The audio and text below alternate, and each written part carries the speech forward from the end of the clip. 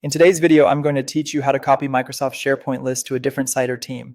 We'll use SharePoint's built-in from existing list option to reuse a list's structure quickly and reliably. Start by opening SharePoint in your browser and signing in. Make sure you have at least member permissions on the destination site where the new list will live, and read access to the source site that holds the original list. It's best to begin on the destination site since that's where you'll create the copy. Once you're on the destination site's homepage, look for the New button along the top. Click New, then choose List.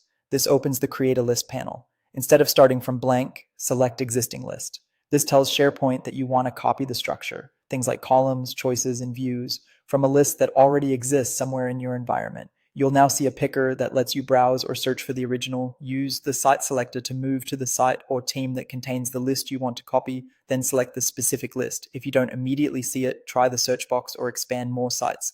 When you've highlighted the correct source list, click Next. On the setup screen, give your new list a clear name and, if available, add a short description so teammates know what it's for. In the Save to dropdown, choose exactly where you want the list created, typically the current site, but you can point it to another site you have access to. If you see a highlighted confirmation or suggestion in this panel, click it to confirm your choice so the location is locked in. When everything looks right, click Create. SharePoint will build the new list using the source list's schema. In most cases, this includes columns, data types, choices, formatting, and default views.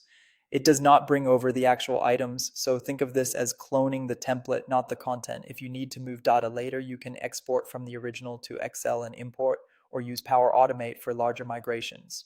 After creation, open the new list to verify that key columns and views arrived as expected. If the list name is already in use on the destination site, create it with a slightly different name, then rename it afterward in list settings.